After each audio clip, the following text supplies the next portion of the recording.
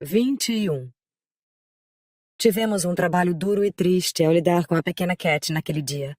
Ela se levantou em grande alegria, ansiosa para se juntar ao primo, e ao saber que ele partira, irrompeu em lágrimas e lamentos, tanto que o próprio Edgar foi obrigado a acalmá-la, afirmando que ele voltaria em breve, mas acrescentou um caso consiga trazê-lo. Não havia esperança disso acontecer. Esta promessa mal a pacificou, mas o tempo foi mais potente. E embora, vez ou outra, ainda perguntasse ao pai quando o primo voltaria, antes que o encontrasse de novo, as feições dele haviam se tornado tão turvas na memória da menina que, quando o reencontrou mais tarde, não o reconheceu. Quando encontrava a governanta do Morro dos Ventos Uivantes em minhas rotineiras visitas a Gimmerton, costumava perguntar como o jovem patrão estava, pois ele vivia quase tão isolado quanto a própria Catherine, e nunca era visto. Pude deduzir pelo que ela me disse que ele continuava fraco de saúde, e era um recluso muito enfadonho. Contou-me que o Sr. Heathcliff parecia desgostar dele cada vez mais, e pior. Embora tentasse disfarçar, tinha uma antipatia pelo som da voz do filho, a ponto de não conseguir permanecer no mesmo cômodo que ele por muito tempo. Raramente se falavam. Linton tinha suas aulas e gastava as noites em um pequeno cômodo, que chamavam de sala de estar. Ou então ficava deitado na cama o dia todo, pois constantemente estava resfriado ou tossindo, reclamando de qualquer tipo de dor. Nunca conheci uma criatura tão frágil e fraca como ele, nem tão preocupada com o próprio bem-estar, acrescentou a mulher. Que menino reclamão! Se eu deixar a janela um pouco aberta à noite, pronto, o estarei matando. Uma lufada de ar noturno é o fim. O fogo da lareira também deve estar alto, mesmo no meio do verão. Reclama que a fumaça do cachimbo de Joseph envenena o ar. E deve sempre estar abastecido de doces e guloseimas. E leite, leite, para sempre, a toda hora. Pouco se importa com o restante de nós durante o inverno. Fica ele lá, sentado junto à lareira, envolto em seu manto de peles, com um pouco de torrada e água. Ou bebericando outra bebida qualquer que o aqueça. E se Harrington, por pena, se aproximar com a intenção de diverti-lo? Harrington não é uma pessoa de má índole, é apenas muito bruto. No fim, está um praguejando e o outro aos prantos. Tenho a impressão de que o patrão adoraria que Earnshaw desse uns bons sopapos nele, se não fosse seu filho. E tenho certeza de que o poria para fora de casa, se tivesse conhecimento da metade das extravagâncias a que o menino se concede, por sua condição frágil. Mas o patrão não quer se arriscar a descobrir, para não ter o perigo da tentação. Ele nunca entra na sala quando o menino está lá. E se Linton começa com seus lamentos quando estão no mesmo ambiente, ele o manda para cima imediatamente. Adivinhei, a partir deste relato, que a total falta de simpatia fez com que o jovem Heathcliff se tornasse egoísta e desagradável, se ele já não fosse assim por natureza. Com isso, meu interesse por ele decaiu, embora ainda ficasse comovida com um sentimento de tristeza por sua sorte e um desejo que ele tivesse ficado conosco. O Sr. Edgar me incentivou a obter informações, pois pensava em demasia no sobrinho, imagino, e teria corrido algum risco para vê-lo. Pediu-me uma vez que perguntasse à governanta se ele alguma vez foi à aldeia. Disse-me que ele só tinha estado 2 vezes, a cavalo, acompanhando o pai. E nas 2 vezes ele fingiu estar mortalmente fatigado pelos 3 ou 4 dias seguintes. Se me recordo bem, aquela criada deixou a casa 2 anos depois da chegada de Linton. Foi sucedida por outra, que eu não sabia quem era, mas sei que ainda mora lá. O tempo foi passando na granja de forma agradável, até a senhorita Cat atingir os 16 anos. No aniversário dela nunca manifestamos qualquer sinal de alegria, porque também era o aniversário de morte de sua mãe. Seu pai invariavelmente passava essa data sozinho na biblioteca, e ao anoitecer ia caminhando até o cemitério de Gimmerton, onde frequentemente prolongava sua estada para além da meia-noite. Com isso, Catherine ficava à própria sorte nesse dia, e se divertia como podia. A data de 20 de março foi um lindo dia de primavera, e quando seu pai se retirou para seu ritual anual de reclusão, a jovem desceu vestida para sair, e disse que pediu ao pai para que eu a acompanhasse em um passeio pela charneca. O Sr. Linton deu-lhe permissão, contanto que fôssemos apenas a uma curta distância, e estivéssemos de volta dentro de 1 hora. "Se apresse, Ellen!" gritou a jovem. "Sei para onde quero ir, onde há uma colônia de lagópodes. Quero espiar se já fizeram seus ninhos." "Deve ser uma boa distância até lá", respondi. "Eles não se reproduzem nas margens da charneca." "Não, não é distante", disse ela. "Cheguei muito perto delas nos passeios com papai." Coloquei meu gorro e saí sem dar muita importância ao que ela dizia. Andava saltitando à minha frente, regressava e se afastava novamente como um filhote de galgo. No começo eu estava entretida em ouvir as cotovias cantando ao redor, e desfrutando do doce e quente sol, enquanto a apreciava. Minha bela jovem com os cachos dourados voando soltos e sua face corada com a suavidade e a pureza de uma rosa selvagem, e os olhos com um brilho radiante de prazer. Ela era uma criatura feliz e angelical naquela época. É uma pena que nada a deixasse satisfeita. E então, onde estão seus lagópodes, senhorita Cat? Perguntei. Devíamos estar próximas a eles. Já estamos bem distantes da cerca do Parque da Granja. Ah, um pouco mais adiante. Só um pouquinho mais, Ellen. Respondia a ela cada vez que eu perguntava. Depois de subirmos aquele outeiro, passar aquela margem e quando alcançarmos o outro lado, terei encontrado os pássaros.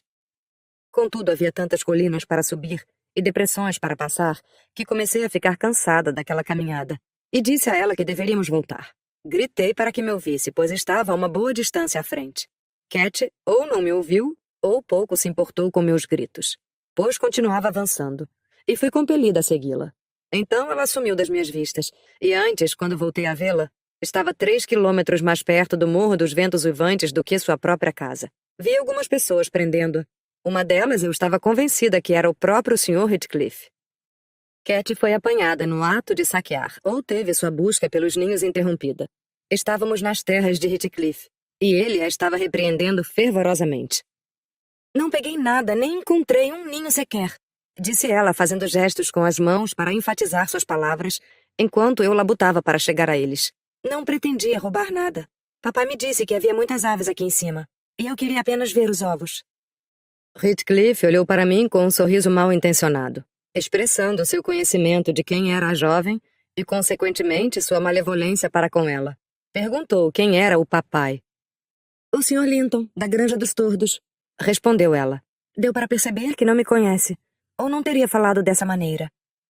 Então você acha que seu papai é altamente estimado e respeitado? Indagou ele sarcasticamente. E o senhor, quem é? Perguntou Catherine, olhando curiosamente para o estranho. Aquele ali já vi antes, é seu filho?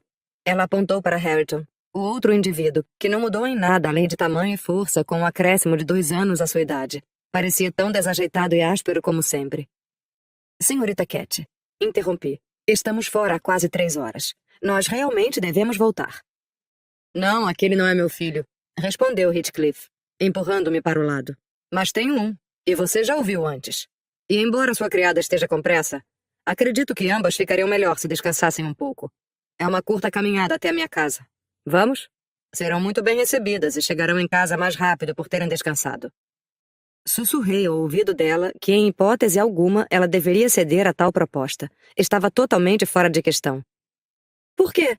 Perguntou em voz alta. Estou cansada de correr, e o solo está úmido. Não posso me sentar aqui. Vamos, Ellen. Além disso, ele diz que conhece o filho dele.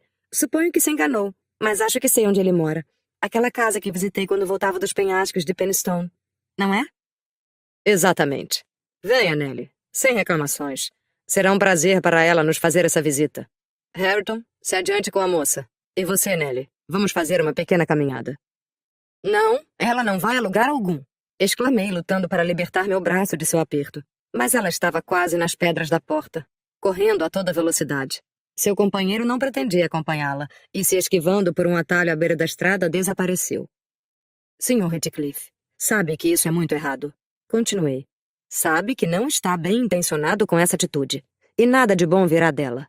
E lá ela verá Linton, e assim que regressarmos à granja, ela contará tudo ao pai dela e eu levarei a culpa. Eu quero que ela veja Linton, respondeu ele.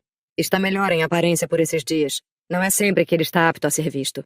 E logo vamos persuadi-la para que mantenha sua visita em segredo. Me diga, onde está o mal nisso? O mal é que o pai dela me odiaria se ele descobrisse que eu permiti que ela entrasse em sua casa. E estou convencida de que tem mais intenções ao encorajá-la a fazer isso. Respondi. Sou a pessoa mais bem-intencionada e honesta possível. Vou informá-la dos meus planos. Continuou ele. Pretendo que os 2 primos se apaixonem e se casem. Estou agindo generosamente com seu patrão. Sua jovem garota não tem expectativas. E se ela atender aos meus desejos, será recompensada a ser herdeira das terras em conjunto com Linton. Se Linton morresse, e ele seguir vivo me parece bastante incerto, já que sua saúde é precária, respondi. Catherine seria a herdeira. Não, não seria, disse ele. Não há cláusula no testamento nesse sentido. As propriedades de Linton passariam para mim, mas para evitar disputas, desejo essa união e estou decidido a realizá-la. E eu estou decidida a evitar que ela se aproxime de sua casa enquanto estiver comigo. Retruquei quando chegamos ao portão onde a senhorita Cat esperava a nossa chegada. Heathcliff pediu que eu ficasse quieta, e precedendo-nos no caminho, apressou-se em abrir a porta.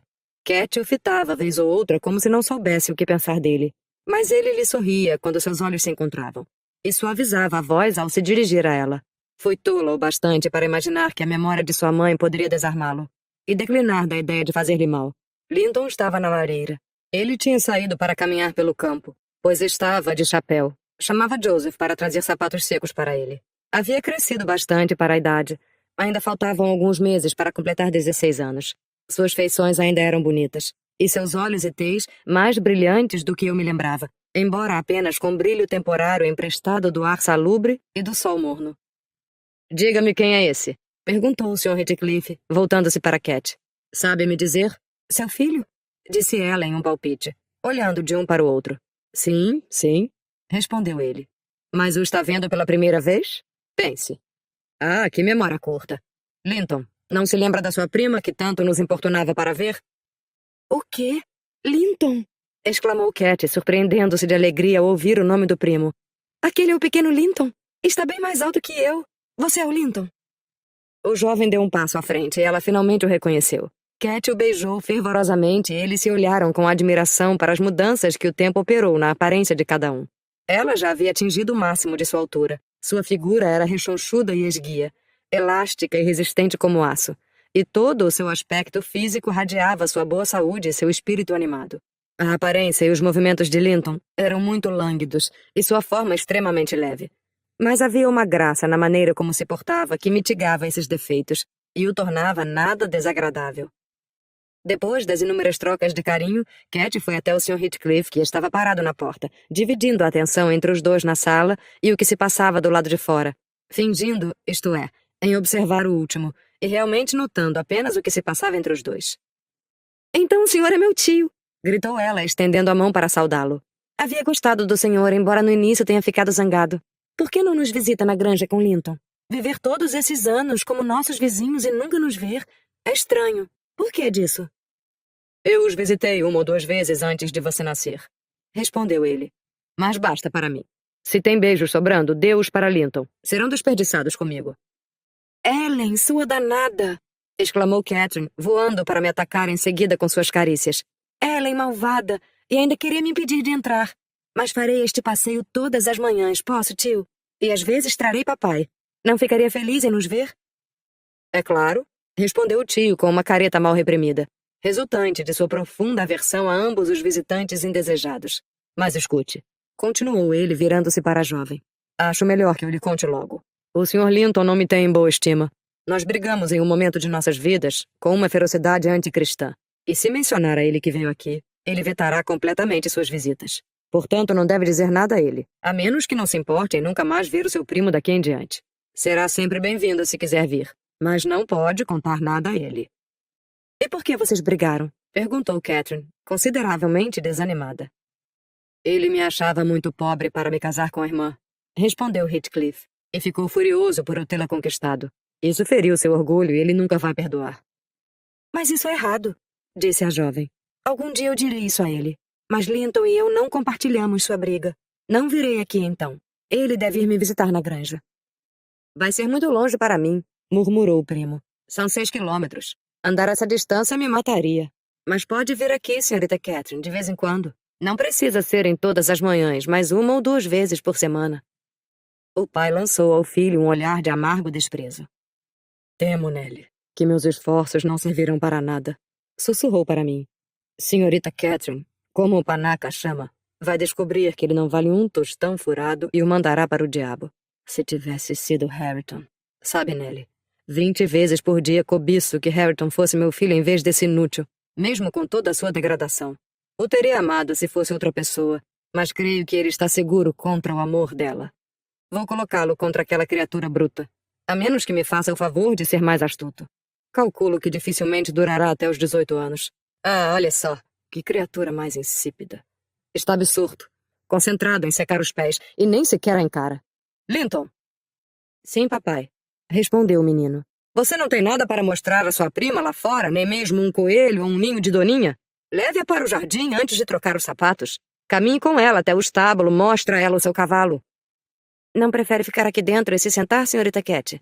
Perguntou Linton, dirigindo-se a Cat em um tom que transparecia sua relutância em fazer qualquer tipo de esforço. Não sei, respondeu ela, lançando um olhar ansioso para a porta, deixando claro que queria ficar ao ar livre. Ele se manteve sentado e se encolheu mais perto do fogo da lareira. Heathcliff se levantou e foi para a cozinha, e dali para o quintal, clamando por Hareton, que o respondeu e logo os dois entraram novamente. O rapaz tinha acabado de se banhar, o que estava visível pelo brilho em suas bochechas e seu cabelo molhado. Ah, gostaria de perguntar algo, tio, disse Cat, lembrando-se da afirmação da governanta. Esse não é meu primo, é? Sim, respondeu ele. Sobrinho de sua mãe. Não gosta dele? Ele não é um rapaz bonito? A criatura abrutalhada ficou na ponta dos pés e sussurrou uma frase ao pé do ouvido de Heathcliff, que riu. Hareton se irritou. Notei que ele era muito sensível a situações que o depreciassem, e obviamente tinha uma vaga noção de sua inferioridade. Mas a fala seguinte de seu patrão ou guardião fez com que desfizesse a carranca. Parece que temos um favorito entre nós, Hareton. Ela diz que você é um... O que foi que disse mesmo? Bem, algo muito lisonjeiro. Pronto, você vai com ela dar um passeio pela fazenda. E comporte-se como um cavalheiro, viu? Não use palavrões e não olhe quando a jovem não estiver olhando para você. E esteja pronto para esconder o rosto quando ela o olhar. Quando falar, diga suas palavras lentamente. Não se esqueça de manter as mãos fora do bolso. Vá e entretenha, tão bem quanto puder. Ele observou o casal passando pela janela. Earnshaw olhava para qualquer lugar, menos para a companheira. Ele parecia estudar a paisagem familiar com o interesse de um estrangeiro e de um artista. Catherine deu uma olhada rápida para ele com um semblante de pouca admiração. Ela então voltou a atenção para a busca de objetos que a pudessem divertir, saltitando alegremente e cantando uma melodia para suprir a falta de conversa. Eu amarrei a língua dele, observou Heathcliff. Não vai arriscar proferir uma única sílaba. Nelly, você lembra de mim na idade dele? Não, alguns anos mais jovem. Eu alguma vez parecia tão estúpido, tão estrambelhado como Joseph diria? Muito pior, respondi. Era mais taciturno. Ele me traz satisfação. Continuou ele, refletindo em voz alta. Correspondeu a minhas expectativas. Se ele nascesse um completo imbecil, não deveria gostar metade do que gosto dele. Mas ele não é tolo, e posso simpatizar com todos os seus sentimentos, tendo-os sentido eu mesmo. Eu sei o que sofre no momento, mas é apenas um começo de tudo o que ainda sofrerá. Ele nunca será capaz de sair desse lamaçal de grosseria e ignorância. Mantenho suas rédeas com muito mais firmeza e bem mais curtas do que o patife do pai dele manteve a mim. E em um patamar de inferioridade, pois ele se orgulha de sua brutalidade. O ensinei a desprezar tudo que não tem essa natureza bestial, considerando-os como tolo e fraco. Você não acha que Hindley sentiria orgulho do filho se pudesse vê-lo? Quase tanto orgulho quanto sinto do meu. Mas há essa diferença. Um é ouro colocado em uso como pedras no asfalto, e o outro é estanho polido para parecer de prata. O meu não tem nada de valioso. E ainda assim terei o triunfo de fazê-lo ir tão longe quanto sua desprezível insignificância o deixar ir. Já o dele tinha qualidades de primeira linha, que se perderam após eu tê-las reduzido à inutilidade. Não tenho nada do que me arrepender. Já ele teria mais do que qualquer um, e estou ciente do quanto. E o melhor de tudo é que Hareton tem grande estima por mim. Convenhamos que superei Hindley nisso. Se aquele canalha morto pudesse se levantar do túmulo e me atacar pelos danos causados à sua prole, eu ainda teria o deleite de ver o filho virar-se contra ele, totalmente indignado por se atrever a agredir o único amigo que tem no mundo. Heathcliff riu, diabólico ante tal ideia. Eu não respondi por perceber que ele não esperava resposta alguma. Enquanto isso, nosso jovem companheiro, que estava sentado muito distante de nós para ouvir o que foi dito, começou a evidenciar sintomas de inquietação, provavelmente arrependendo-se de ter negado a si mesmo a companhia de Catherine, por medo de se fatigar. O pai dele observou os olhares inquietos na direção da janela, e a mão estendida para o chapéu, em dúvida se o pegava ou não. Levante-se, garoto preguiçoso! Exclamou Heathcliff com sinceridade. Saia e vá atrás deles. Estão bem na esquina, ao lado das colmeias. Linton reuniu suas energias e saiu da lareira. A veneziana estava aberta, e enquanto saía da sala, ouvi Cat perguntando ao rude acompanhante acerca da inscrição sobre a porta. Hareton olhou para cima e coçou a cabeça como um verdadeiro ogro. É uma escrita horrível qualquer, respondeu ele. Não consigo ler isto. Não consegue ler? Perguntou Catherine. Eu posso ler, está em inglês, mas eu quero saber por que está lá. Linton deu uma risadinha. A primeira aparência de alegria que exibiu. Ele não conhece as letras. Não sabe ler, disse a prima. Acredita na existência de um burro colossal como esse? Ele é normal, como todo mundo deveria ser, ou ele é simples e sua cabeça não funciona direito? Perguntou Cat seriamente. Eu o questionei 2 vezes, e a cada vez ele me pareceu tão panaca que acho que não me entende. Eu dificilmente o entendo. Linton repetiu a risada e olhou para Hareton com ar provocador, que certamente não parecia ter capacidade para compreender o que acontecia à sua volta naquele momento.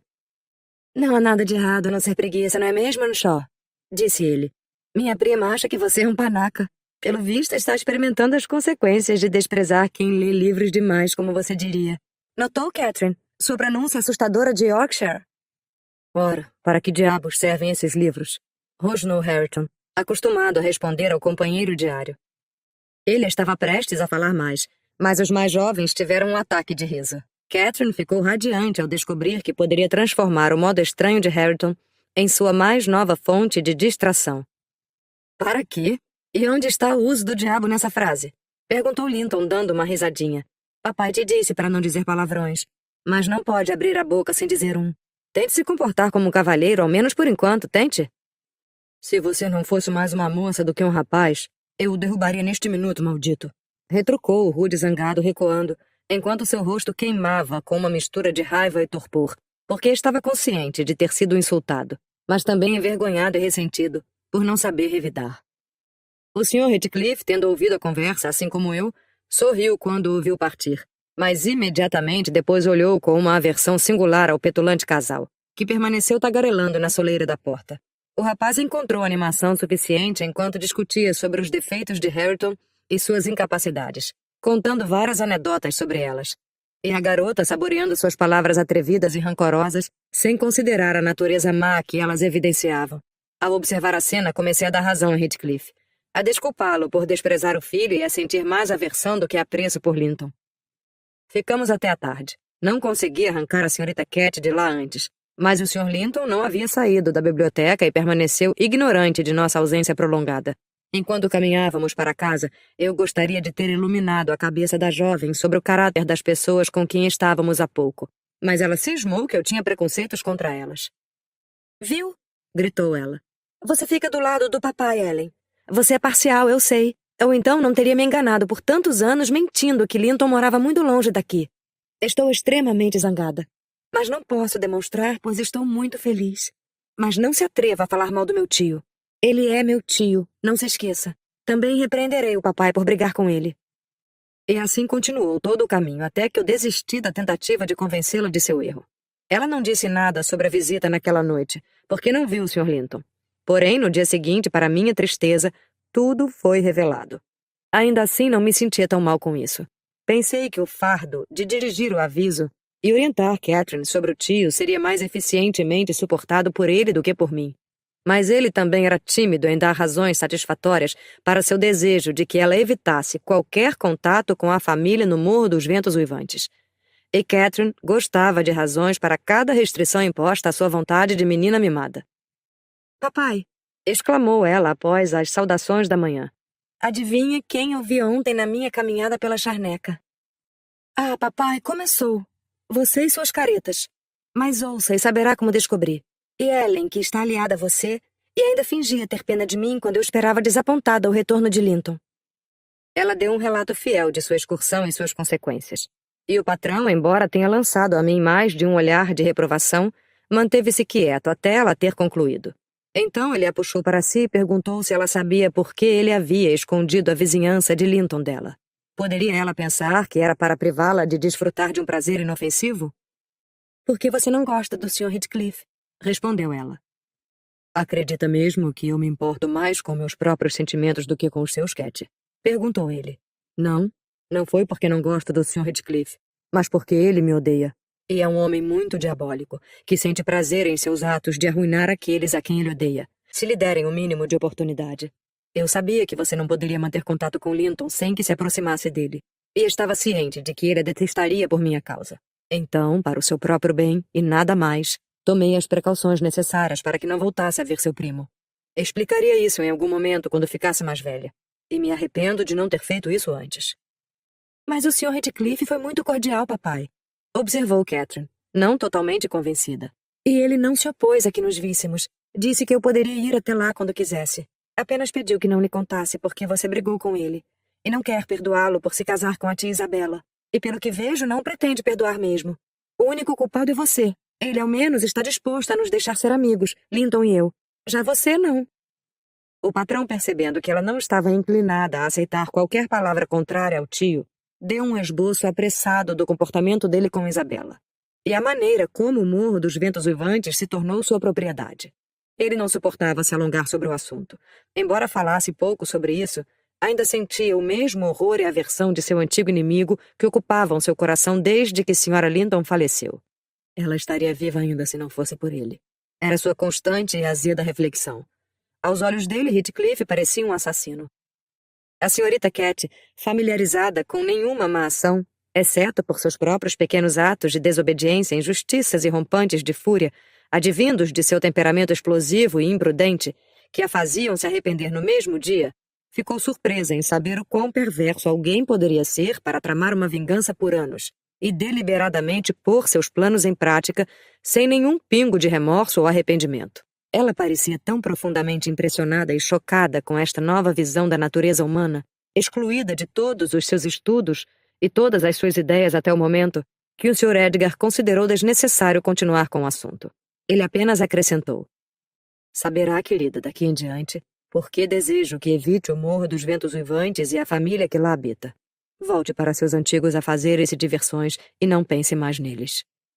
Catherine beijou o pai e sentou-se em silêncio para suas aulas por algumas horas, como lhes era costumeiro. Então, os dois saíram para caminhar e assim transcorreu o dia. Mas à noite, quando ela já havia se retirado para o quarto, subi para ajudá-la a se despir e a encontrei ajoelhada ao lado da cama aos prantos. "Ah, que coisa, criança boba! Deixe disso!" exclamei. "Se você tivesse alguma dor real, se envergonharia em desperdiçar nenhuma lágrima sequer nesta pequena contrariedade. Nunca teve uma sombra de tristeza substancial, senhorita Catherine. Suponha por um minuto que o patrão e eu estivéssemos mortos e ficasse sozinho no mundo. Como se sentiria então? Compare a ocasião presente com uma aflição tamanha como esta e seja grata pelos amigos que tem em vez de cobiçar mais." "Não choro por mim, Ellen", respondeu ela. "E sim por ele, que ansiava me ver novamente amanhã e ficará tão desapontado. Estará lá a me esperar e não irei." "Pare com essas bobagens", disse eu. "Acha que ele andou pensando tanto em você quanto tem pensado nele? Ele não tem Hareton como companheiro. Nenhum em 100 chorariam ao perder uma relação com alguém que viu apenas 2 vezes em 2 tardes. Linton provavelmente vai perceber o que aconteceu e deixará de se preocupar com você, mocinha." "Mas não posso escrever uma nota para dizer a ele por que não posso ir?" perguntou, levantando-se. "E mandar apenas aqueles livros que prometi emprestar a ele? Os livros dele não são tão bons quanto os meus. E ele se animou e disse que queria muito lê-los quando contei a ele como eram interessantes. Não posso, Ellen?" "Não, de maneira alguma", respondi resoluta. "Depois ele escreveria para você e nunca haveria um fim. Não, senhorita Catherine. Não devem manter nenhum contato. Assim espero o Sr. Linton e garantirei que sua vontade seja feita." "Mas como pode uma pequena nota?" insistiu ela com um semblante de súplica no rosto. "Chega", interrompi. "Sem mais dessas histórias de pequenas notas. Já para a cama." Ela me lançou um olhar bem colérico, tanto que não quis dar a ela um beijo de boa noite. Cobri-a e fechei a porta, me sentindo muito irritada. Mas me arrependi e voltei ao seu quarto sem fazer barulho. E lá estava ela, de pé à mesa com um pedaço de papel em branco diante dela e um lápis na mão, que deslizou para fora da minha vista assim que entrei, com um olhar culpado. "Quero que saiba que não vai conseguir ninguém para levar isso, caso eu escreva, Catherine", disse eu. "Deite-se. Vou apagar a vela." Coloquei o apagador sobre a vela, recebendo um tapa na mão por fazê-lo, seguido de um petulante "bruxa." Deixei o quarto novamente e ela trancou a porta, em um dos seus piores e mais rabugentos acessos.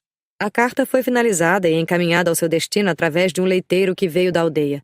Isso só chegou ao meu conhecimento bastante tempo depois. Semanas se passaram e Cat recobrou a paciência e o bom humor, embora ela tenha criado o hábito de se isolar com frequência, se escondendo pelos cantos. Caso de repente eu chegasse perto dela durante a leitura, ela se inclinava sobre o livro após se sobressaltar em uma tentativa de esconder o que lia. Detectei bordas de papel saindo além das folhas. Também passou a se levantar mais cedo e a ficar na cozinha, demorando-se como se esperasse a chegada de algo. Ela tinha uma pequena gaveta em um armário na biblioteca, na qual mexia por horas e cuja chave tinha o cuidado especial de remover quando deixava o cômodo. Um dia, enquanto ela inspecionava esta gaveta, observei que os brinquedos e bugigangas que recentemente ficavam ali deram lugar a pedaços de papel dobrado, o que despertou minha curiosidade e suspeitas. Determinada a dar uma espiada em seus tesouros misteriosos, à noite, assim que ela e o pai já estivessem recolhidos em seus quartos, procurei e prontamente encontrei entre as chaves da casa uma que caberia na fechadura.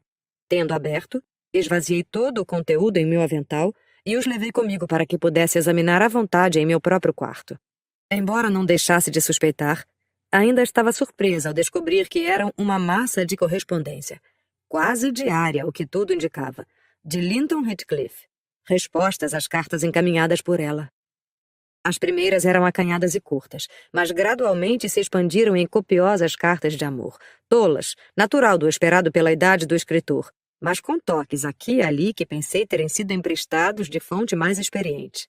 Algumas delas me pareceram um misto singularmente estranho de ardor e superficialidade, com um sentimento forte no início, em um estilo afetado e prolixo que um estudante usaria para idealizar a pessoa amada. Se satisfizeram Cat, não sei. Mas para mim, eram dignas da lata do lixo. Depois de um bocado delas quanto achei apropriado, amarrei-as em um lenço e coloquei de lado, fechando novamente a gaveta vazia. Seguindo seu hábito, minha jovem desceu cedo e se pôs na cozinha. A observei ir até a porta, na chegada de um certo garotinho. E enquanto o leiteiro enchia a lata, ela enfiou algo no bolso do casaco e tirou outra de lá. Contornei o jardim e aguardei o mensageiro, que lutou valentemente para defender a confiança nele depositada.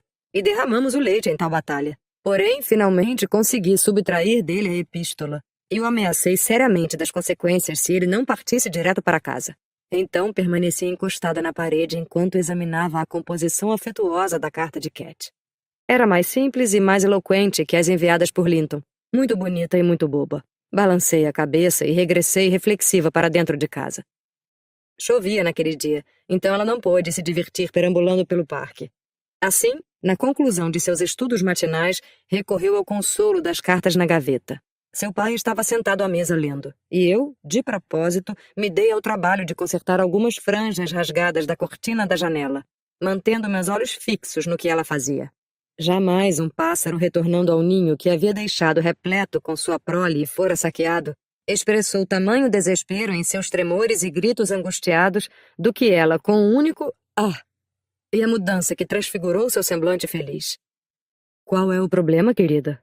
Machucou-se?" perguntou ele. A voz e o semblante do pai asseguravam a ela que não tinha sido ele o descobridor do tesouro escondido. "Não, papai", disse recuperando-se. "Ellen, venha comigo. Não me sinto muito bem." Obedeci à sua convocação e acompanhei-a para fora. "Ah, Ellen, você as pegou", começou ela, caindo em seus joelhos quando estávamos sozinhas. "Ah, as quero de volta e nunca, nunca mais volto a escrevê-las. Não conte ao papai. Você contou ao papai, Ellen. Não diga a ele. Diga-me que não contou a ele. Tenho sido excessivamente desobediente, mas não vou fazer mais isso." Com grande severidade em minhas maneiras, ordenei que se levantasse. "Então, senhorita Catherine", disse, "parece que estão se comunicando há um tempo razoável. Deveria mesmo se envergonhar deste ato. Um belo monte de lixo esse a que se dedica nas suas horas de lazer. Ora, essas cartas são boas o suficiente para serem impressas e distribuídas.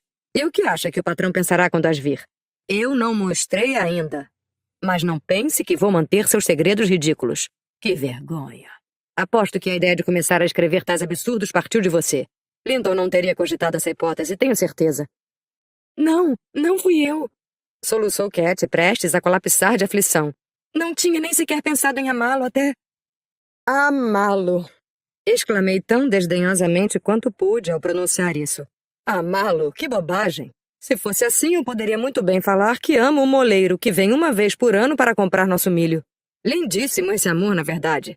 Se somarmos as 2 vezes que estiveram juntos, você mal o viu por umas 4 horas na sua vida. Aqui está o seu lixo infantil. Vou com isso para a biblioteca e veremos o que seu pai dirá sobre esse tal amor." Ela saltou sobre mim para tentar agarrar suas preciosas cartas, mas eu as segurei acima da cabeça. E então ela se derramou em mais súplicas frenéticas para que eu as queimasse, ou fizesse o que quisesse com elas, menos que as mostrasse ao Sr. Linton. E eu, bastante inclinada, tanto a rir quanto a repreendê-la, pois realmente considerava toda aquela cena uma vaidade infantil, cedi, mas com uma condição. Se eu consentir em queimá-las, me prometerá fielmente não enviar ou receber nenhuma carta sequer novamente? Nem um livro, pois eu vi que lhe mandou livros. Nem mechas de cabelo, nem anéis, nem brinquedos, nem nada. Nós não trocamos nenhum brinquedo, exclamou Catherine, seu orgulho superando a vergonha. Nem nada então, Catherine, disse eu. Prometo ou descerei neste instante até a biblioteca. Eu prometo, Ellen, gritou agarrando-me pelo vestido. Ah, coloque-as no fogo, faça logo. Mas enquanto estava mexendo nas brasas da lareira com o atiçador, seu sacrifício foi muito doloroso para ser suportado. Ela implorou muito sincera que eu poupasse uma ou duas cartas. Apenas uma ou duas, Ellen, para o bem de Linton. Desamarrei o lenço e comecei a soltá-las de um ângulo que a chama da lareira, que subia espiralada para a chaminé, começou a queimá-las rapidamente. Deixe-me ao menos guardar uma, sua desgraçada cruel! Exclamou ela, lançando a mão para o fogo e puxando alguns fragmentos já puídos, à expensa de seus próprios dedos. Bem, também guardarei algumas para mostrar ao seu pai. Respondi, sacudindo o resto para dentro do pacote e voltando-me outra vez para a porta. Ela esvaziou as mãos, jogando os pedaços puídos nas chamas uma vez mais, e me fez sinal para fazer o mesmo com o restante.